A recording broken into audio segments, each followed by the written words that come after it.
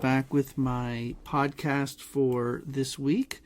I'd like to discuss something that has been discussed by me, bits and pieces in recent podcast episodes, but I'm having a real sense of what they call FOMO, fear of missing out, because there was this amazing, from what I've read and what I've listened to and what I've heard, conference called Recharging Judaism, led by Rabbi Amiel Hirsch, the senior rabbi at Stephen Wise Free Synagogue, a Reformed synagogue in New York City, which hosted the event.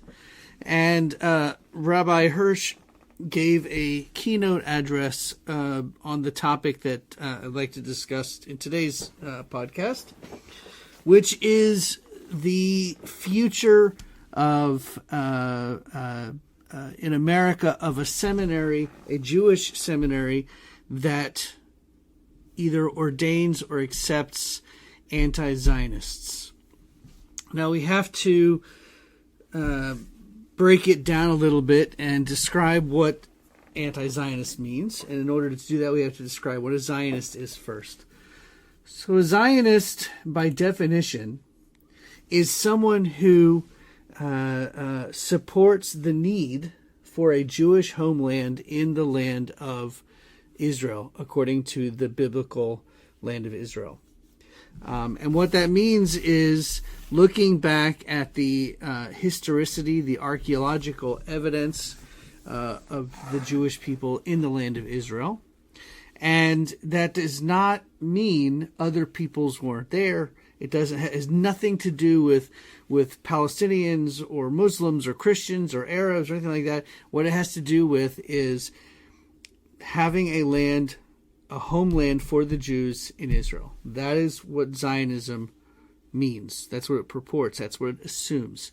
A person who says that they are a Zionist, like myself, I am a Zionist. I say I believe in the importance of having a homeland for Jews in Israel. I want to read a post I put on Facebook yesterday to sort of explain a little bit more about what I'm trying to say. This is what I wrote yesterday. Let me be clear about one thing. The word Zionist is not a slur or bad word. By definition, being a Zionist requires one to recognize the importance of a homeland for the Jewish people in Israel. This does not mean there isn't a homeland for the Palestinians. Every person that lives in the Middle East should be able to live in their homes in peace and safety. Second point, Israel is not, by definition, an apartheid state. If it was, no Arabs, Muslim or Christian, would be able to serve in the army or the government. There would be no such thing as a Palestinian/Arab Israeli with Israeli citizenship and all of the rights that includes. Third point, genocidal. Really? If Israel is genocidal, they are really bad at it. In 2010, the Palestinian population in Israel-Palestine was around 4 million. In 2026, 16 years later, the Palestinian population is over 5.6 million. Lastly, criticizing the policies of the Israeli government, police, army, is not the same thing as being an anti-Zionist. As a matter of fact, as Israel is the only democracy in the Middle East, her citizens are allowed to criticize and protest against the government. I know this for a fact because I was part of the protests in 2023 when I was in Israel for the CCAR conference, in which we were protesting against the government's judicial reform, quote unquote. I am a Zionist 100%. I also do not agree with many of the policies, or perhaps most of the policies, of the current Israeli government. However, at the end of the day, if there is no Israel, no homeland for the Jewish people, then another Holocaust, a true attempt at genocide, would be possible. So, what does all of this have to do with Rabbi Hirsch's keynote? At the Recharging Judaism conference that was being held at the Stephen Wise Free Synagogue in New York. Reform rabbis, cantors, educators, lay leaders, and lovers of the Reform movement gathered because they believe that North American Reform Judaism still has a future worth fighting for. And I'm paraphrasing now an article, an editorial written in the Times of Israel by Rabbi Samantha Kahn. She continues, "We gathered because we believe the Reform movement is not an institution to be managed into irrelevance, but a covenantal project to be renewed with courage, clarity, and love." The fact of the matter is, all Reform rabbis, let me rephrase that, the only Reform institution, seminary that ordains Reform rabbis in the United States of America is Hebrew Union College - Jewish Institute of Religion.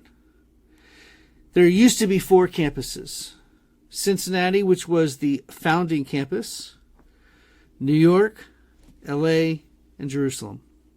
The Cincinnati campus is it's no longer ordaining rabbis. Whether you want to say it's closed or not is up for discussion. There are some things that are, some remnants that are there. I think there are some retreats that might be scheduled for the Reform movement. There's definitely going to be some activity, but it is no longer what it used to be. And that's a whole nother blog for another time. Another podcast another time. Here is the problem. Hebrew Union College, Jewish Institute of Religion, the seminary of the Reform movement, has been admitting and ordaining anti-Zionists. As a matter of fact, several of the most newly ordained rabbis in the last 2 to 3 years who are very, very much Zionist actually felt like they were in a minority, that they were being singled out because they were Zionists. Rabbi Kahn continues, anti-Zionism is not wrestling with Israel. It is rejecting the legitimacy of Jewish sovereignty itself. It is denying the Jewish people what Reform Judaism has for generations now affirmed, that Am Yisrael is a people, that our bond to Eretz Yisrael is not incidental to Jewish identity, and that the state of Israel is the central expression of Jewish peoplehood in our time. Rabbi Hirsch spoke about this with prophetic clarity in his keynote. And if you haven't seen his keynote or heard his keynote, I recommend you listen to it. It's some of the best 30 minutes or so of your life, intellectually stimulating, philosophically stimulating, ideologically stimulating. It is very important, and he speaks as a prophet. We have to have boundaries as liberal pluralists. We cannot be an organization of people, a community of people that says on one hand, next year in Jerusalem at our Passover Seder, and then in the same breath also says that it's okay to be an anti-Zionist. Wrestling with Israel, we've been wrestling since Jacob. It's incredibly important to wrestle with our thoughts and our ideas, our ideologies, the movements of Judaism, the government of Israel. Be critical of the government of Israel. I certainly have been. But being critical of the government of Israel, or being critical of members of the government of Israel, or being critical of policies of the government of Israel is not the same thing as being anti-Israel. And anti-Zionist is anti-Israel. Separate. You can be a Zionist and still believe that a homeland for the Palestinian people is a necessity. You can be a Zionist and also believe that everybody in the Middle East should have the freedom to live their lives peacefully, educate their children, feed their families. Israel is the only country in the entire Middle East that allows what we will call the majority of the religion or culture of the country, and the minorities also to be equal. What that means is there is an Arab, at least one Arab party in the Israeli government. There are Arab Muslims and Christians that serve, and Druze that serve in the Israeli government, in the Israeli army, in the police force. There are no Jews serving in any of those particular places in any states or countries in the Middle East. As a matter of fact, every single country in the Middle East, except for Israel, has literally driven their Jewish communities out of their country and exiled them, most of which came to Israel to help settle the state. Let me be clear. If you want to criticize the country, the state of Israel, if you want to criticize the government and the policies, or the army and their policies, or the police and their policies, please do so. It's important. Let your feelings be known. Let your disagreements be known. There is nothing wrong with that. And you must not say Israel does not have the right to exist. And that is what Zionism is. I know, look, I have a 20-year-old child, an 11-year-old child, and a 9-year-old child. I know what words, what rumors, what thoughts are out there. And I know that in many of the younger generations, the word Zionist has become somewhat of a slur or a bad word. It's not, if you understand what the significance of Zionism is. You cannot say, I love Jews, but I hate Israel. I love Jews, but Israel should go away. Because Jews are a part, that we are equal. We are a part of each other. That's not to say that every policy the government does is Jewish. No, of course not. But I would also say in America, I can be an American and disagree with my government as well. Does that make me less of an American? No, it does not. And it's very, very important we understand that. I encourage Dr. Andrew Rayfield, president of HUC, and all of the Board of Governors to take these concerns and these comments very personally and very seriously. I think it's very important that HUC needs to take the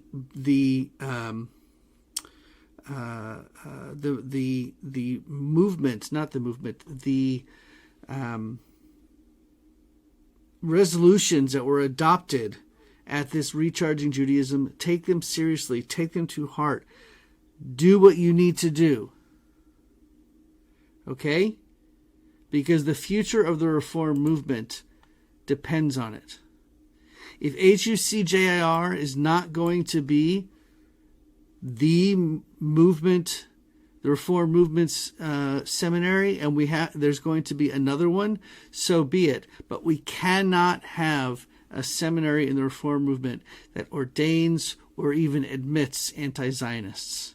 I'm standing pretty clear with this.